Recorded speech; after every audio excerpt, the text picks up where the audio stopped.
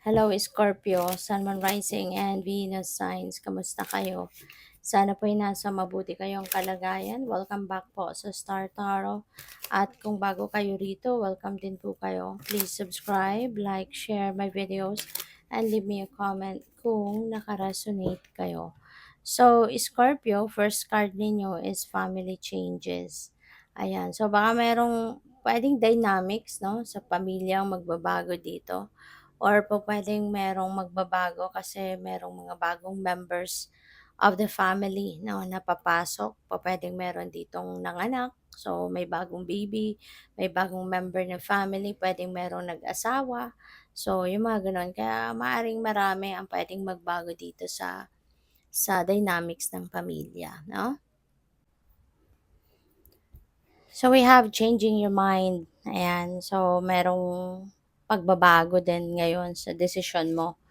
Maaaring nung una sana okay na, 'di ba? Siguro na nasigurado mo na sana 'no, na 'yun ang gusto mo and then all of a sudden maaaring nagkaroon ng sudden changes, baka may bagong opportunity na dumating kaya nagbago 'no, yung isip mo. So we have volunteer, ayan. For some of you, maybe you are also going to have volunteer work or baka commitment mo talaga 'to, 'no. Maaaring meron kang commitment for volunteering, let's say once a week, twice a week, mga ganyan, once a month, 'no. So siguro you're going to do that. We have healing from the past, maganda 'to, 'di ba, na you are healing from the past na kasi makaka-move on ka na sa buhay. This is good 'no, na maghi-heal ka na sa kung ano man ang mga nakaraan, mga nangyari sa buhay mo, mga hindi masyadong maganda na pangyayari sa buhay mo in the past. So ngayon, maybe you are going to start healing from that. So which is really good para na ano ka na, makausad ka na sa buhay, ang tawag dito, maka-move on ka na, 'di ba? At makapagsimula ka na ng bagong chapter sa buhay mo. So, by the way, maraming salamat for subscribing and if you haven't subscribed yet, subscribe na kayo. And also, maraming salamat din for not skipping the ads. Malaking bagay po yan sa akin. And also, please click the join button sa baba ng video kung gusto po ninyo na mag-join kayo sa membership. Okay? Salamat po. So, tignan natin kung ano pa yung ganap for Scorpio. So, we have the Queen of Autumn. Ayan. So, most likely, ang iba sa inyo rito, you are going to focus on pag improve ng sarili, you know. Maaaring you are also going to like glamorize, 'di ba? Maaring kasama na dito yung pag-aalaga sa inyong sarili, sa inyong katawan, 'di ba? Pupuwedeng meron ditong magpapaspa, meron ditong magpapamasahe, yung mga ganyan, no? And that is also going to help you, no, na gain confidence as well. At saka, yung ma-improve, no, yung itsura mo, ma-improve din yung pakiramdam mo na mas maging confident ka sa sarili. And also, it feels like to me that you are also going to be receiving mga offers. Po pwedeng related yan sa pwedeng pagkakitaan, related sa magiging hanap buhay, 'di ba? Yung mga ganon. Kaya good luck sa'yo. Okay? We have strength. Ayan. So, feeling ko dito, ang iba sa inyo is um,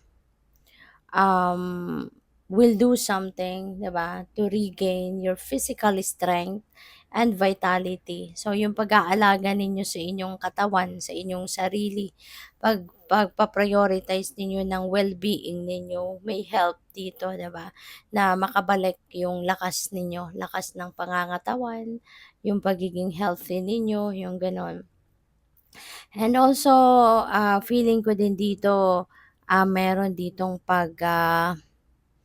ang tawag dito, merong activate 'no, ng inyong strength, inner strength and courage. So, siguro sa ngayon magkakaroon din kayo ng lakas na loob 'di ba, na harapin kung ano man yung mga bagay 'no, mga challenges sa buhay, mga problema na po puwedeng kakaharapin ninyo, you will be having that strength and courage then to face it 'no, so which is really good.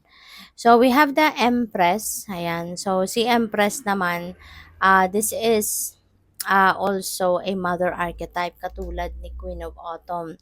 Mother archetype din siya. So feeling ko dito, magiging ano talaga kayo, magiging focused kayo ngayon sa pagpapaganda, pag-aayos ng sarili ninyo kasi maybe in the past you've been very busy doing your job, doing your obligations, doing your duties and responsibilities sa trabaho, sa pamilya, ganyan.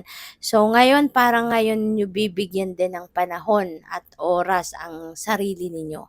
So pwede ngayon magbibigay din kayo ng time para naman na maalagaan ang inyong sarili, 'di ba? Take care of yourself and your well-being. Maybe that is also one of magiging priorities ninyo at this time. And at the same time, si Empress as well is this is also a creation energy, si Empress. And since this is also a mother archetype, 'di ba, si Empress, pwedeng meron ditong magsisimulan ng bagong pamilya. Maaaring ang iba sa inyo dito is going to give birth, may baby dito. So, pwedeng manganganak ang iba sa inyo or baka magbubuntis pa lang. Excuse me. Yung ganun. Kaya, maaring magiging busy, no, ang iba sa inyo regarding also sa pagpapamilya. So, may mga gano'n.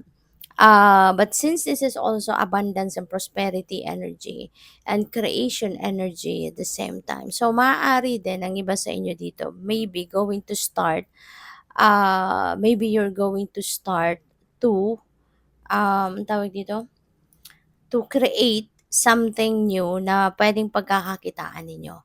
Baka magpu-put up kayo ng sariling enterprise, may bagong business, maaaring gano'n. Or baka, you are, going to ano, maybe you are going to, um, siguro magsisimula kayo ng bagong trabaho or bagong career, 'no? Puwedeng may gano'n na siyang magdadala sa iyo ng ano, ng kasaganaan, oo. Dito kayo makakaluwag-luwag talaga pagdating sa usaping pera. Kaya good luck sa'yo. With the Ten of Spring, pagod na kayo 'no? So, feeling ko dito kayo nanggagaling 'no, kung kaya't meron kayong mga pagbabago sa isip kasi papunta kayo doon sa pagginhawa 'no, mag-iisip kayo na, "Teka lang, pagod na ako, tama na 'to."